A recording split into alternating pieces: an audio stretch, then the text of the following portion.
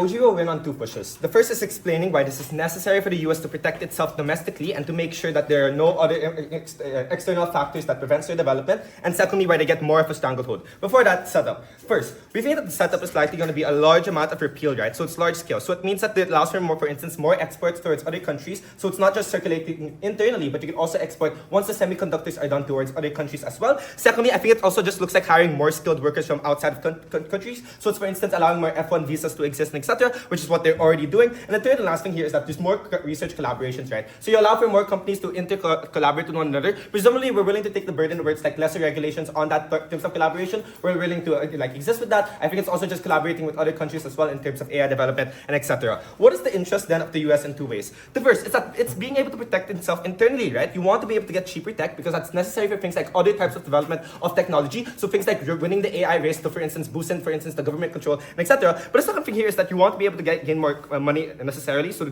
for instance, you're able to boost up the economy, give more welfare, or at least able to maintain power. The second interest is that probably do want some level of control. So you do not want other countries to be able to go against you or, for instance, impose back tariffs onto you, precisely for the reason that the US wants to protect its citizens, and therefore being able to protect them is the most important interest in this debate. First argument, this is necessary to protect yourself, especially with the current crisis of the US. And here's where I want to frame. The US has a lot of conflicts right now. It is things like tariffs on Japan, 20-25% in that regard. They're slowly backing out of Taiwan because they're currently mad about the military spending that exists. That the South Korea imports that they're currently getting has a 14.6 decrease on the imports of semiconductors and steel and etc. What this implication is that the amount of resources or the amount of semiconductors that you're getting from external actors is quite limited. But the second thing here is that other countries are imposing tariffs back onto the US precisely for the reason that they're putting tariffs right now. Obviously, Op can't say that they're going to repeal the tariffs. That's not the debate. But what we want to explain here is number one, these tariffs are becoming a lot more expensive. And this is hard because now there's also a chilling effect. Because of the tariffs and currently Trump is in power, means that within the future, other tariffs become significantly more pricier or it becomes a lot harder to control them because countries are fearing in terms of trading with you. And necessarily, that's why a lot of countries are oftentimes going to China necessarily. It is things like, for instance, not being able to develop AI with the amount of semiconductors,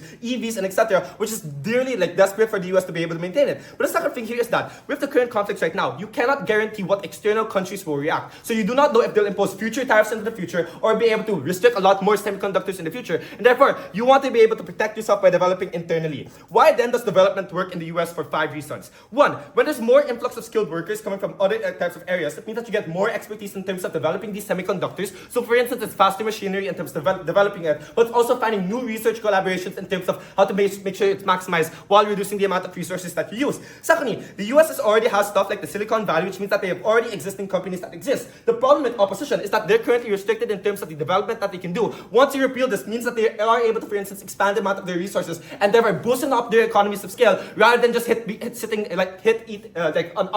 the ceiling on their side of the house. But then the last thing here is that now there are different companies that exist right now, means that they're able to cross-align the different researchers that they found. And the thing about technology is that they're cross-compatible, right? You can give it to other industries, you can apply it to different industries, the amount of researchers that you found. So even if you don't develop semiconductors right now, that research boosts other types of technology that do not require semiconductors. Things like, for instance, developing new renewable energy and etc., which is necessary for the US to develop. The fourth is that it's less prone to drastic shocks, right? Given that the US current conflicts right now, at least you're able to control, for instance, the supply that currently exists right now, or for instance, being able to exploit it, exploit it externally, if there's, for instance, a surplus of it. Versus on opposition, it's unclear about whether or not you're going to do that because you're dependent on other semiconductors importing onto you when the US is already directly going against them. But fifth and last thing here is that they already heavily federally fund a lot of the technology companies right now. Things like the CHIPS and Science Act that currently exist. The problem with UP is that they have diminishing marginal utility. Well, with a lot of these resources and with a lot of these restrictions, actually mean it's very hard to, for instance, develop a lot of these semiconductors because there's lots of regulations and restrictions that you have to go through. Things like, for instance, NDAs and etc., which is why it's a lot harder to be able to develop it. What this then therefore means is two things. The first thing that it means is that it's able to develop more semiconductors on the ground within the US, which is good because now it means other companies within the US is able to utilize that in terms of, for instance, developing their own technology.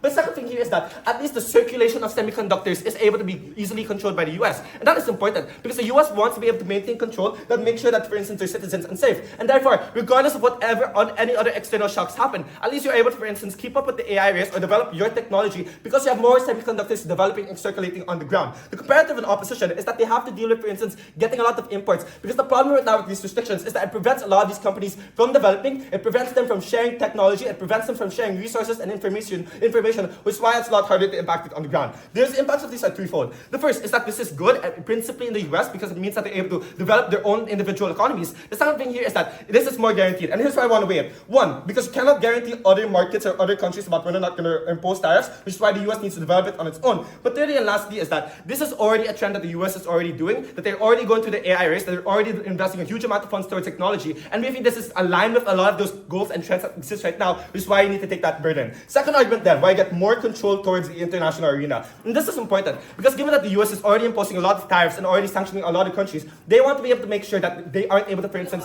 impose tariffs back to you and etc. Before I go on, POI. So what countries were these controls applied to? Sorry, repeat. What countries were these controls applied to?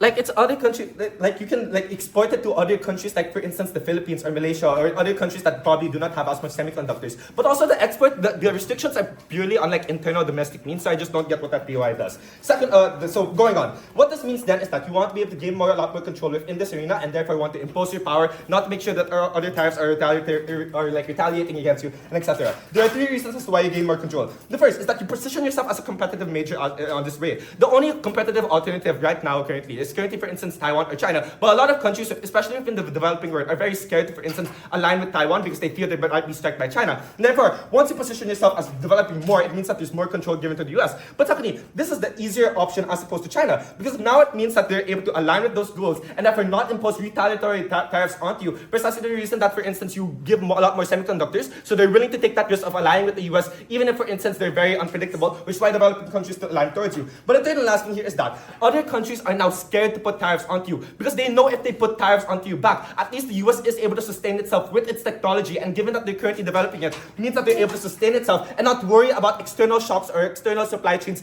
being disrupted because they're now developing internally. The impact of this is that under our side of the house, even if the US has like conflicting ties with everyone, the difference is that each other country is now put in a stranglehold because they cannot, for instance, put tariffs back because they're getting a lot of, for instance, semiconductors from the US. Very proud to propose.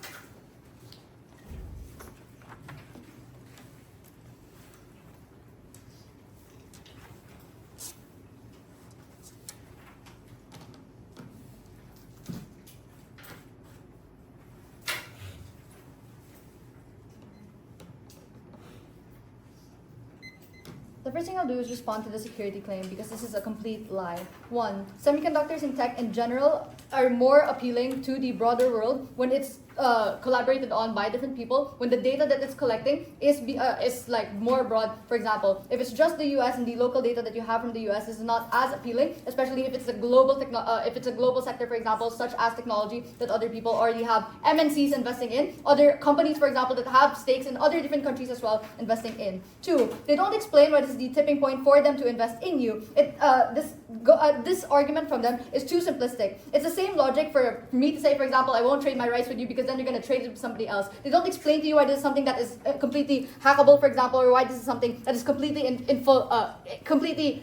to infiltrate by other people, especially when the US is already leading in the tech industry, as they already explained. So if they already say that the US is strong in regulating these things, it's unclear to me why this is something that's apparently also easily as hackable, or something that's also easily as infiltrated by other companies or by other foreign entities then.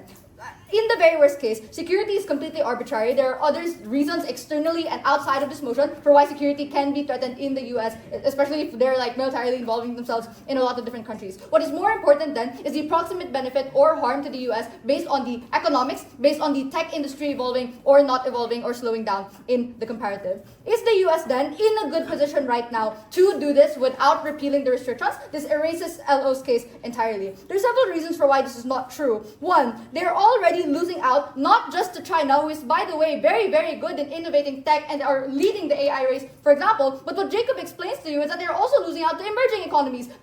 Countries like India, for example, and the India AI innovation, India AI market is also looking more appealing to a lot of the global investors and making the US lose out. But two, semiconductors specifically are not widely used and efficiently used within the US. It goes to Musk's EVs, for example, and goes to other like large tech companies that don't get the full extent of what the semiconductors could do, and the other industries, for example, that it could be used in. So if it's a matter of making it more efficient, or a matter of making more industries use it, for example, or making the technology more transferable, the research more transferable, as Jacob explains, this is not something that the US does right now, even if they're rich, for example, even if they have Silicon Valley. Three, even if you believe this, tech in the US is, technology in the US, for example, by all the people in Silicon Valley and all the existing companies that exist there, is not currently shared between these companies, and that's why it's bad. So if you believe that there is capability from company A and capability from company B, wouldn't it be better if they could collaborate with each other, if they could have more hiring, for example, if they could get that technology and more research on that regard? Especially as Jacob explains to you that this research is not something that can revert. This research in and of itself, even if you don't make a semiconductor, for example, is already good, because this is something that gets you more innovation in the future. This is something that gets you more investments in the future, because they can see that you're going somewhere, and they can see that it's something that you're innovating in. So believe that the US is probably good right now. What we explain to you is that you look more appealing to investors, especially because there is a better growth ceiling. There's a higher growth ceiling for you to be in, because these companies are now investing in each other. So that takes out LO entirely. What we'll then explain to you in the extension is why in the US you'll have a less volatile market for semiconductors, for example. That's good for innovation. That's good for you expanding expanding in the tech industry in general. Why then will you have a less volatile market? One, you'll be less reliant on imports, and this fixes supply, for example. Why do you need this? Currently, the US has a lot of semiconductors coming in through imports from China, for example, from Japan, from South Korea. But these are the things that reverse with the restrictions, which is why you completely need to take out the restrictions to get this benefit. The existing ties right now are weak because of certain geopolitics, because of these restrictions that Jacob already explains. But two, this technology is just volatile in nature. They're subject to a lot of different trends and subject to a lot of different investor confidence, the other external factors, for example, that affect investor confidence, especially since you need a lot of money to invest in tech, and so they are more hesitant of where to put their money, precisely because of the geopolitical state of the world right now as well. Two, the reason why the market is more volatile in their side is because of the increased retaliation that we explained. It's things like sanctions, things like external shocks that just get a lot more stronger when they have when other countries also have a reason to go against you. But lastly, it's just difficult domestically because investors in and of in the US itself also start to lose their confidence. Capital flight becomes more possible or becomes more likely precisely because we don't see the US sector, for example, the US sector anymore to be as stable or to be as good. So now they're decreasing in value, and that's why it's precisely bad. You need the reversal of these restrictions for these things to be better. The second thing then is on the demand side. Why does this create demand, and why does this boost consumption? One, you have an increased the increased amount of tariffs on their side and global restrictions just make people opt out of the market globally in general. So it's not, so as I explained to you, that the technology sector is very volatile, and there's a lot of different technologies that you can invest in that is not just semiconductors, because they limited their debate to technology in general. This is the restrictions make it so that when you cannot foresee as an investor that these restrictions will stop, and you think that these restrictions will just be perpetual, for example, there are other investments that you can make right now and other industries that you can invest your money in right now, especially since it's a large sum of money that you will likely want to care about then. So investors are generally risk averse. There are many other investments that they can make, but tech companies, for example, and MNCs also that exist, for example, in more than one place, especially if they have stocks in other countries or they have branches in other countries, these are the things that they're likely to take account as well. So if there's no foreseeing future, for example, where these restrictions are gone, these are the things that reverse POI. What do other nations that obtain these kinds of semiconductor chips use these chips for? Well, it's the same thing with the US, right? So if it's things like AI, if it's things like security, for example, things like EVs, then it's the same on both sides. This is more important insofar as global demand lowers en masse, which we already proved to you. So the revenue on that is a lot less appealing and a lot worse on their side. So if the US declines as a global market, the global demand for these things decline as well. Obviously, that's bad because you still have semiconductors in the sunk cost of the technology that you already have that is now harder to export, harder to sell off to other people because the industry as a whole decreases. But lastly, we also increase increase the domestic demand. Because precisely that you are creating more industries in your own country, or these companies are working together domestically, there's also more control for the US to create more domestic demand if it lowers. These are the things that they can artificially increase, especially if they need to. What is the overall weighing on this? What we prove to you is the sustainability of the US market. So even if it's good right now, as they already explained, which we prove to you that it is not, these are the things that get better, and these are the things that increase the investment overall globally. Especially since technology needs global investment, and technology is something that you sell off to global investors. This is something that matters to you as the US, and this is your primary interest.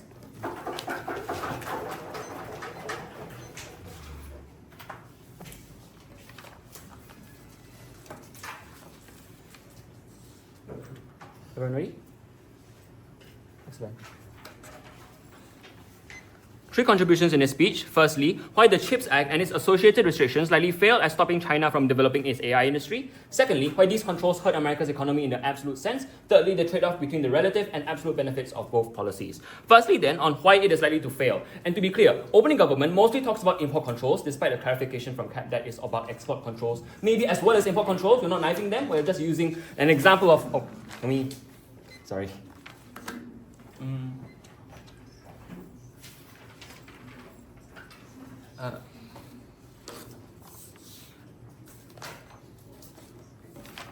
Is it okay if I restart?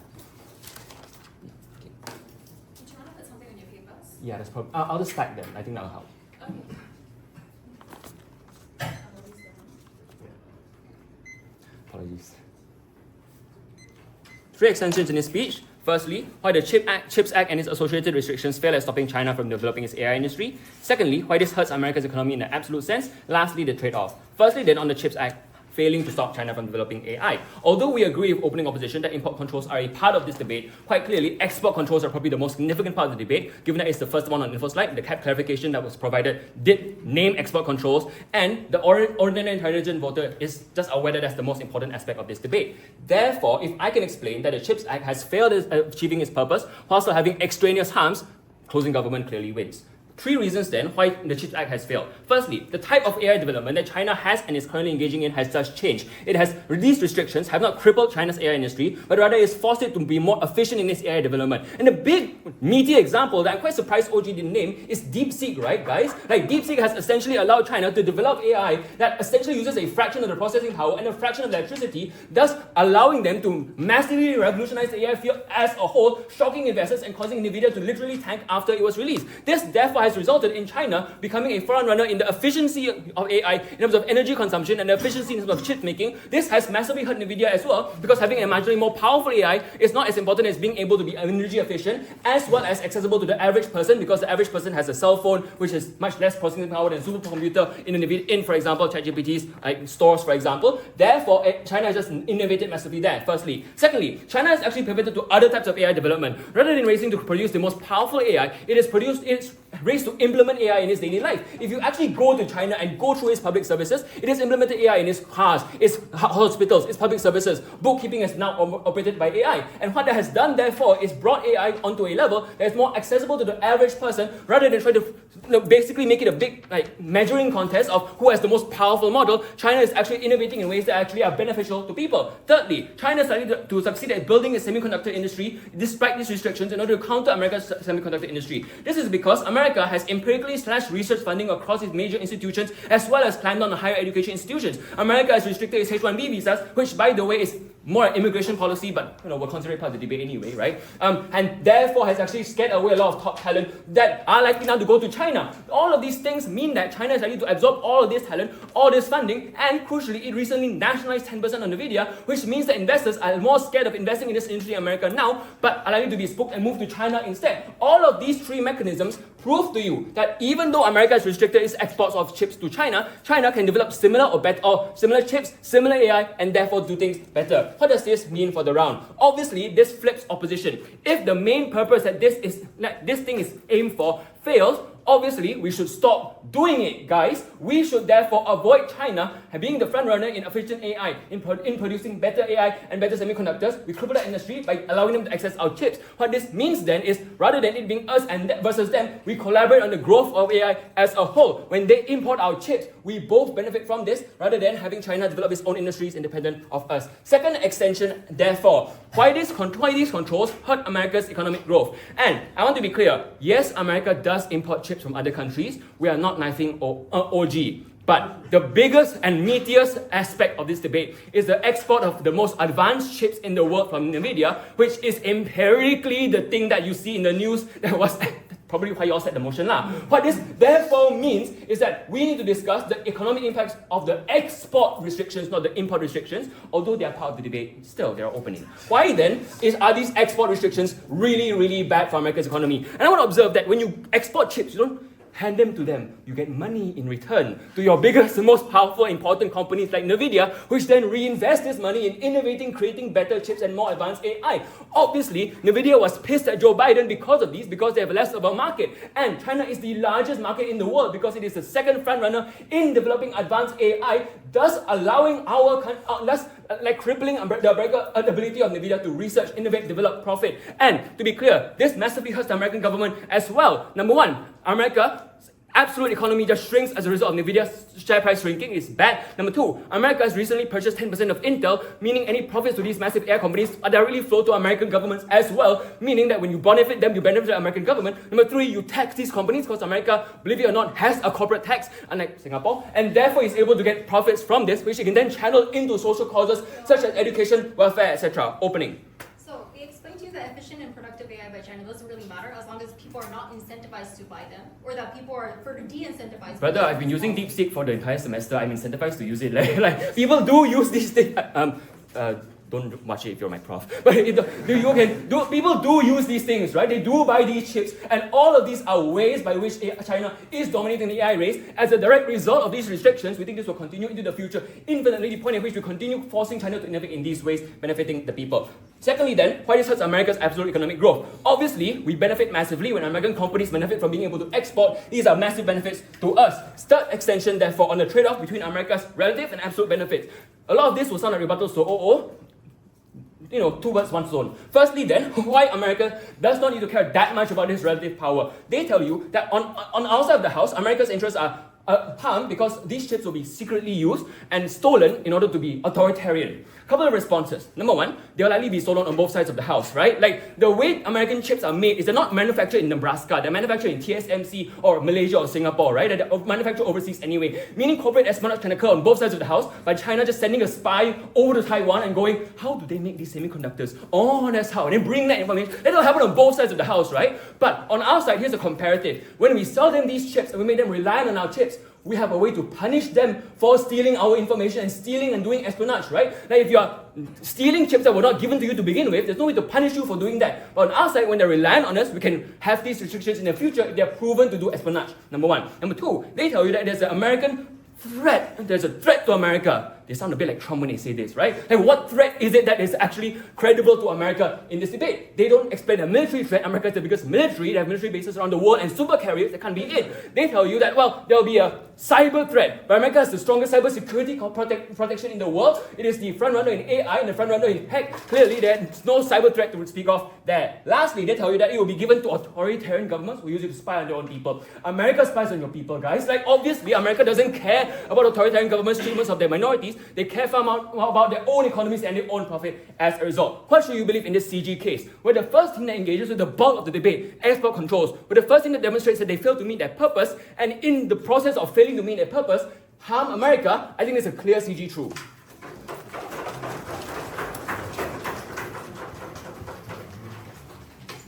Thank you, Member of Government, and invite Member of Opposition. Shit on your case, do shit on your case. His name is Wesley, do shit on your case.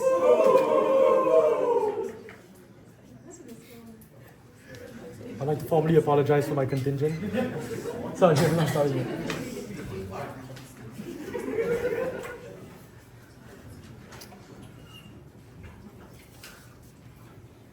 CEO entered doing three things. The first is to explain concretely what the interests of the US are, and its frame disproves GovBench. I'm unsure as to how the entire GovBench, even after Minami kind of leads it out, gets the crux of this debate wrong. Because this debate was never about the economy of the US. Here's the reason why. Look at the policies that are implemented by this chip bill. These aren't economically sound policies. They aren't for service or protection, because protectionism seeks to prevent imports in. You are restricting exports. You're restricting collaboration. All these aren't protectionist metrics. So it was never about protecting US economies. This was always about protecting US security. It was always about protecting why the US made these things and why this was important. Because the policies are strange. Because if it was about conservatively liberalizing the US, this is Biden. This is more likely to happen to open up the US economy. Economic conservatism is Trump's thing. Why did Biden pass it? The very nature of the intention of this policy means that it must go to serve national security reasons and national security instances. And they do this via very specific metrics, which I'll explain later, but including export restrictions, which fundamentally curb the ability. So Ian claims that, they're able to steal it other ways. This is a fundamentally uncharitable response. This significantly decreases the ability for individuals to steal it, which is a lot more charitable. And I'll save Ian the king. They knife OG's fourth. It's fine. It's about export controls. That's great. Okay? But secondly, there's also a trend away from pure economic dominance. Trump himself and broad current US policies have often trended away from global economic dominance. Tariffs aren't economically sound policies, yet Trump does them. Why? It's because it's the protection of US ability to appear like a superpower and make sure that they keep superpower status. That has always been the intention of the US moving forward, and that is the intention of this policy. But third, there's also a broad return to wartime narratives. Trump renaming the State Department as the War Department means that the US is ready in order to engage in broad levels of warfare. And the new form of warfare isn't nuclear bombs or isn't weapons that are able to not hurt, but cybersecurity. And Ian claims that cybersecurity isn't a bit of a US problem. I'll explain to you why the US has a big cybersecurity problem that microchips needs to face. What is the value, therefore, of this? CEO tells you that the implication is the US is willing to lose money and bleed economically in order to safeguard the semiconductor nature. The trend is this. We bled money from the nuclear race in order to make sure we had the biggest bombs. We bled money from the space race so that we make sure they got to the moon faster. All these are instances where the US was already prepared to lose money in order to gain a national security advantage. But this breaks opening government on stuff like capital flight, because there's unable capital flight to occur because the places that are investing are foreign companies. Good, we want China to stay out of our semiconductor markets. We have large US domestic companies that can probably invest here as well. I'm unclear why this suddenly disappears on the comparative. But Minami analyzes the PR answer, which the US wants to make sure that authoritarian states don't do that, which may be true, but there's a far more proximate reason. The US wants to bolster their own cybersecurity and protect their own safety. So when Ian tells you they don't care about authoritarianism, maybe, but what they do definitely care about is the ability to stop stuff like the Russian hacking of their elections from happening again. These are core cybersecurity actions that weighs above perceptions. We tell you why the semiconductor industry is so fundamental to the US ability to protect themselves cyberly, especially when the new age of warfare often happens. I know that's not a word.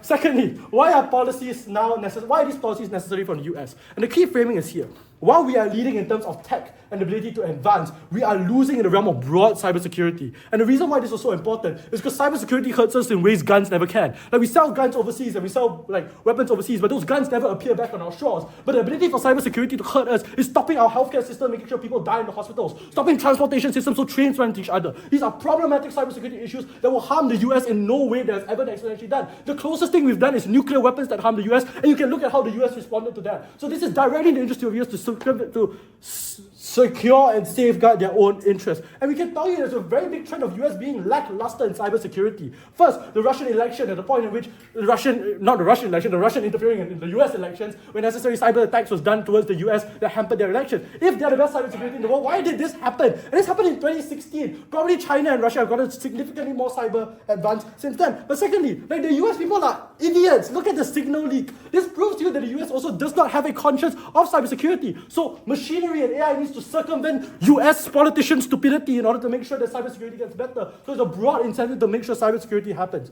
which means that the US needs to safeguard their lead, and means the key nature is secrecy. So if CG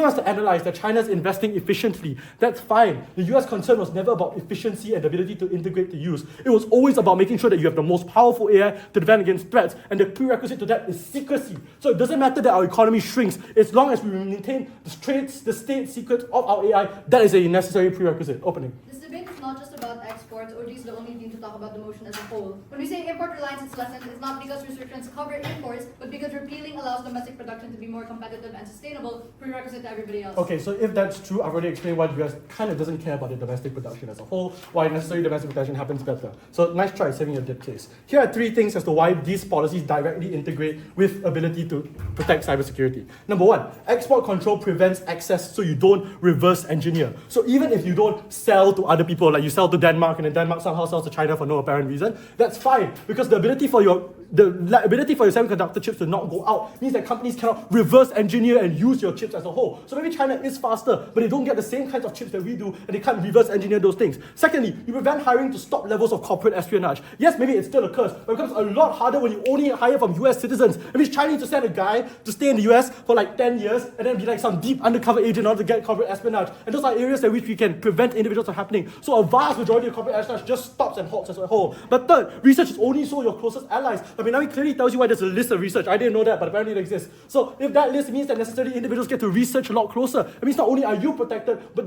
the security of your most proximate allies are protected. And this is exactly what happened in the nuclear race. We protected the UK, we protected France, we protected Turkey, and those are our unique allies that exist within our sphere of influence, which is a better way for the US to do so. So maybe you're not exporting to China and Russia, but it's not about authoritarianism, it's about protection and national security. What is the implication here? First, we explain this more in the scope of OO. That means it's not for profit, but at the forefront of the intention of the US to protect cybersecurity. The implication is this: the point was not to be fast. So when CG analyzes that China is integrating this to daily life and like China is so great in like their cool toilets and whatever in terms of efficiency, that was not the point. The US is fine to lose the efficiency race, fine to lose the water cooling race. The US will kill all the trees if they have to. If the ability for them was to develop the most strong AI that was able to predict nuclear strikes and potential dictator overthrows before it happened. The US wants the most robust and powerful semiconductor for national security. The CHIP Act has failed economically, but it's worked for national security. So let's keep it here. Why is this urgent that the US wins now? Because there's already a predominant shift away from the United States. When you have things like the EU trying to hegemonize without the US and BRICS happening, they are losing overall control. And it's not losing overall control because they lack the economic presence. They have the economic presence.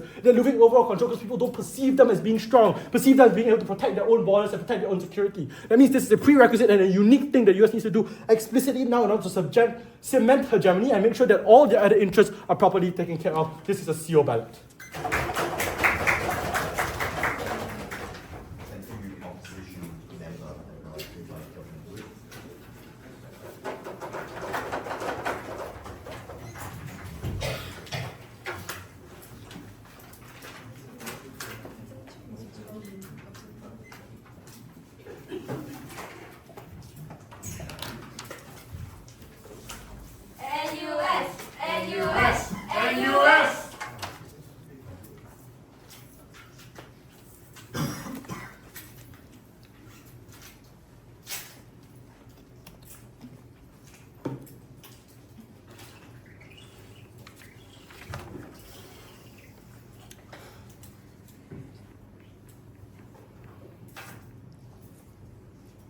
I'm going to go house by house to weigh Ian's an extension and explain why you should give us a clear first in this debate. First, let's talk about CO. CO's frame is that you need cybersecurity because otherwise this is an existential threat to the USA. I have 3 tiers of response. The first is that Ian's material already implicitly addresses this in 2 ways. The first thing he explains, which I'll elaborate on later, is that there's a limited ability to continue to stay ahead due to internal reasons. This is where we did a vertical on our opening to explain why there were a variety of reasons apart from just pure investment that was going to prevent the US from necessarily staying ahead. And now this is incredibly important because R&D into semiconductors is a hyper-competitive field. There are many moving parts. They're being consistently updated. That's why only a few countries have a hold over the strongest semiconductors possible. Insofar as we explain to you why there's limited R&D or limited capacity to do this, that is something that was significantly important and they would still be behind regardless of what this team says. The second thing we had is that Ian explains that there was limited ability to stay ahead as a result of external actors. Nefarious countries like China, so on and so forth, were likely to do things like conduct espionage or get their hands on these things anyways. There were a variety of ways in which they could do this. One, China has a strong domestic hacking industry, which means they're likely to do things like infringe on cybersecurity regardless, which is something they're going to do on both sides of the house. The second is that they're likely to take from other states that you necessarily sell it to or the manufacturing. Now, I know the claim we might have here is, oh, but doesn't this prove what CEO is saying, that we need to necessarily guard against this threat? No, the unique nuance here is that if they're going to do it regardless, this is a losing battle. battle, and we therefore need more money to do things like up our cybersecurity or things in other ways. There are other ways we need to go about in national security. We are holding on to a losing battle right now in this front. The second thing I'd want to note is that it's just perplexing to me that the fate of the balance of the USA hangs on just purely semiconductors alone. There are multiple of other tiers of defense. Cybersecurity is improving. Insofar as Ian explains to you why we get significantly more money in this front, you ought to believe that the threat is heavily mitigated. Other countries are not going to interfere in the US to this massive extent because there's simply no rationale or reason. I don't think there's an existential threat. This is just fear-mongering by listing big impacts. The next team I'm therefore necessarily going to deal with is OG, and this is where I'm going to impact Ian's material and then weigh that against the closing as well. The first thing that OG says is claim one. They need to improve tech development because you need collab and R&D, all the standard stuff on what makes economics works. I think that was a prior issue that they never really addressed, which is why right now it was inadequate to begin with. Because I think OO rightly calls them out for this when OO says, but the US government presumably cares a great deal about this industry. The US government has presumably spent a great deal of money in this industry, which means that it's a twofold issue of incentive and capacity. Here's what Ian explains.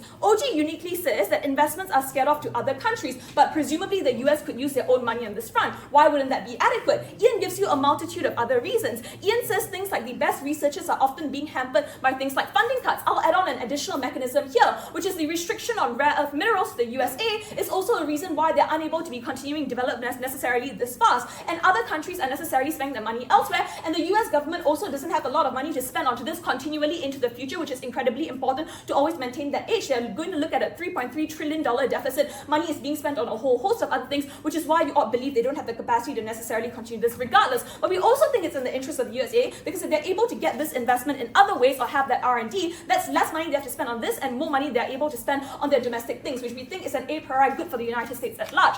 Panel, the United States is not Donald Trump. The United States is 300 million Americans who are suffering as a result of this. This is not often just things about national pride, but the situation on the ground. More money for the US means better security in this regard, and also more money for the US to spend on people solving domestic issues in other ways. The next thing I'm going to do in this debate is I'm going to talk about OO. What OO basically has are two claims. The first claim that OO makes is that there will be a loss of appearance, and therefore there's going to be, like, say, a loss of will on the United States. The first thing I want to posit is that there's a marginal outcome in terms of this. The US has tarnished their rep as a protector of democracy and defender against authoritarian regimes in a whole host of things they've done recently. Biden's administration let the Taliban take Afghanistan. Donald Trump is siding with Israel over Palestine. He refuses to, let NATO help Ukraine concretely and is threatening to basically give them to Russia. The US's rep in this regard is completely diminished, and I don't know why there will be a greater extent of harm here insofar as this happens. The second claim that OO wants to make in this debate is when they then say, oh, but it's going to be sick, but you're going to give it to authoritarian regimes and they're going to do it for really bad things, like with regards to their own people. I'm going to flip this point. I think, in fact, if authoritarian regimes are able to do things like profiling or surveillance better,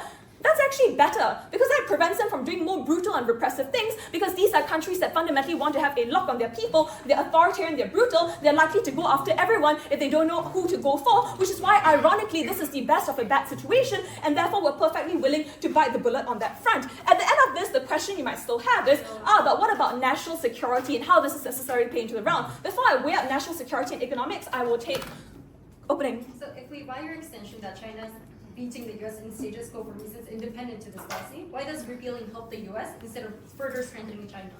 Okay, insofar as China is going to get this for other reasons, the reason why we ought repeal it now is because we get all of those other benefits. So the point, right, is that we can hold on to this for a while more when China inevitably takes it in the future, which means that all the harms we accrue now would have necessarily been for nothing. Also, we explained that this doesn't necessarily have to be the case, because in a world where it was more free, we'd have more researchers, we'd have more money, we'd have the ability to do more collaboration, all of which is incredibly important, and the US can't sustain this domestically themselves. It's a world in which we would fundamentally be ahead of China insofar as that happened. It's a dual issue of incentive and capacity. Therefore, weighing up the contents of this round on security and in terms of economics, I would actually argue that economics is prior to security, because economic security is what makes the governments, like, say, foreign policy more extreme, or the ways in which they engage these things more extreme. In a world where the US government necessarily had more money as a result of this, because semiconductors is an incredibly profitable and enriching industry, is a world in which where the US isn't necessarily hampered in this regard, and we think that there's something that is an a priori consideration. So therefore, what Ian tells you is incredibly important, because when Ian explains to you that the interest of the USA is necessarily the CHIPS Act has failed, because while it stood then because they thought it would do something against national security, and it doesn't do anything now, is the reason why we ought repeal it to be able to get those benefits in the interim. The other thing that Ian tells you, where he explains to you that it comes at the cost of economic growth, is something that is greatly important to the USA right now. What the USA has isn't a massive security threat on their backyard. At best, a charitable read of Odd Bench is that they wanted to do things in other parts of the world to posture security, but they're increasingly turning inwards, and that's something that's unlikely to be as important. So at the end of the day, the only real bar standing to our case is if you were to believe the claim that they have to stay ahead to protect their national security. We told you that this wasn't A, a severe threat, B, there were multiple other ways to get to this, and C, we get that better insofar as we have that cross-collaboration and research. We prove what's logically prior to our opening because of that clear CG. Thank you, Governor Whip, for that speech. Coming to the debate, I'd now like to invite He's going to back, he's going to back. Malaya Kimura is going to back. I'm so sorry for my confusion.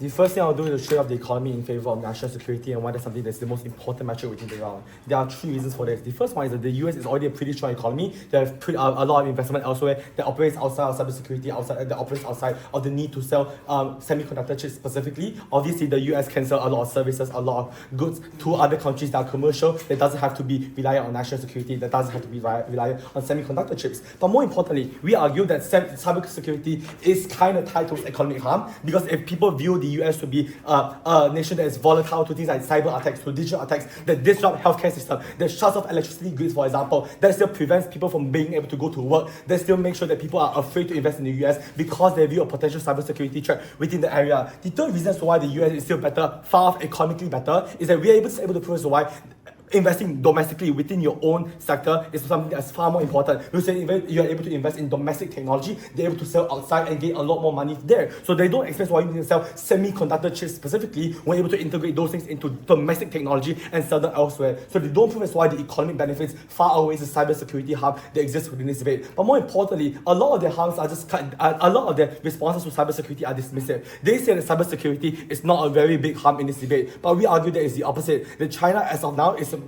gearing towards cyber warfare. There's a lot of various authoritarian nations. They're also spying on their own citizens. They're also gearing toward the US in terms of how they ideologically project themselves and in terms of how they engage with the US digitally as well. So it does prove as why there are massive cybersecurity threats, even if not from China, from Russia, from Belarus, from the Middle East, for example, that also has some degree of threats within the US. The first thing that I'll talk about here is on the idea about this being a failing act. The issue with this idea, the issue with this argument here is that even if China's chips are accessible right now, and even if the Chinese niche of semiconductor chips are it being made accessible and it being made easy to implement, the fact of the matter is the US and American chips specifically are the most powerful. NVIDIA and Intel, for example. So pair the most powerful chip of the US and pair that with China's own domestic policy to implement and integrate these things into their own technology, they obviously push China far up ahead over the US when it comes to the AI race. But more importantly, I just want to take out this OG team as well, because a lot of the OG arguments just doesn't engage the OO and the CO framing, that the CHIPS Act and the AI Diffusion Act isn't targeted towards your allies. You're not restricting chip sales to Germany or to Denmark, for example. They probably have very good incentive to want to be friends with you. It is likely going to be countries like Belarus, countries like Russia, countries like the Middle East, countries like China, for example, that have some degree of a threat towards the US that are deemed to be rogue nations. But more importantly, they don't explain why this is a domestic policy, because a lot of the arguments is that we're able to hire more people from the Silicon Valley. Newsflash, we can still hire people from the Silicon Valley on our side. But more importantly, they don't prove a need for the increase of people, because they don't prove as to how that leads to more innovation or more production. Because a lot of these nuances surrounding semiconductor chips are that is made by machines, are that is oftentimes innovated by one or two, by a group of people, rather than people from like outside your country, for example. So this is very relatively unclear as to whether or not the increase in manpower is something that actually is beneficial towards the US. But I would argue that on their side, it's just far worse in terms of volatility. cybersecurity. Because it's at the point in time whereby you believe that China and whatever other country are able to duplicate and replicate your chips to make them far better, for example, to be able to tap into your supply chains. That's where you're likely going to see NVIDIA being tanked. That's where you see Intel being tanked, for example, because that is what makes the market more volatile. Because that disrupts the US dominance over semiconductor chips as of now in the international sphere. Because a lot of the Chinese policies surrounding semiconductors are domestic policies that doesn't really affect a lot of the international market, but a lot of the US policies surrounding chips are things that do affect global market as well. So a lot of the argument coming from CEO about how you benefit the economy is just not really relevant in this debate, given that we're able to still sell to these other countries and still be able to gain some degree of profit out of it. A lot of Ian's claim is that we're able to invest in social welfare. Since when did the US invest in social welfare to the extent in which they say? Obviously, the US doesn't have the same kinds of incentives as they say to be able to want to invest in things like protecting the poorest of the poor. So obviously, this debate must be about cybersecurity and the larger and more existential threat of cybersecurity towards the US. The reasons why this beats over OO is also quite simple, because a lot of the OO harms are reputational harms. They are harms of the US being tarnished as a liberal democratic nation. But think about it. Think about situations like Abu Ghraib. Think about situations like the Guantanamo Bay prisons, for example. So obviously, even if the reputation of the US is tarnished, people still trade with the US not because of their ideological projection, but rather because of their economic prowess and because of their power projection in the world. Which is why, oftentimes, cybersecurity is the most important thing within the realm. Because if it's not for cybersecurity, a lot of other nations wouldn't want to trade with you, because the US is a very tech-heavy and very tech-oriented country, and if they believe that cybersecurity is jeopardized, even the perception of it being jeopardized is something that's already able to deter these significant amounts of investors. Actually, before that, open. So if it's selective restrictions that minimizes the off benefit, if you give your chip to Japan, can China just buy the US chip from Japan? No, they can't buy it from Japan because the export control also applies in those countries as well. So it's relatively unclear. So why is something that can have those kinds of loopholes that OT very conveniently talks about. The second reason as to why this wins over OO here is that they just explain as to why this is something that is able to help in national security. We explain the more proximate benefit of how other nations utilizes semiconductor chips in the US. It is by streamlining research, by tapping into US existing research about semiconductor chip. It is by replicating and duplicating the chips and integrating into their own semiconductor chips, into their own technological sphere. It is by researching the chips that make the US so special and then tapping into those niches within their own market. So whatever the economic threat is, the economic threat that exists on our side is far more present and far more proximate than whatever OO says about cybersecurity, because they don't really mechanize it. On the our side, we prove as to how other nations actually use semiconductor chips and how it's going to be used in pretty bad ways. But more importantly, we explain as to why they don't get the innovation that they want. Because if there is a very limited market, obviously you have to invest within the US, and therefore the US benefits the most from a limited market, because obviously chips can't really go outside, but they have to therefore be invested internally. But what happens on their side is that when you allow for an expansion of the global market, that's where you hinder innovation to compete domestically, because you rather sell subpar chips to countries that often don't require the same degree of sophistication, and therefore you just hinder the kinds of innovation that will occur within the US as well. So even if money goes somewhere, as they say, money doesn't go towards the innovative production of semiconductor chips or the innovative R&D of semiconductor chips, but rather goes into the mass production of semiconductor chips in order to sell to other nations, and therefore oftentimes, even if the US benefits economically, it's about other countries as well. Other countries, like China, like Russia, also benefits far more exponentially from this as opposed to the US. So on our side, we explain why the economy isn't the biggest factor in the debate, because the US is still one of the strongest economy within the world. Rather, what the US is faltering right now is the semiconductor chip, and why it's something that is worth protecting and worth sacrificing parts and bits of the economy for.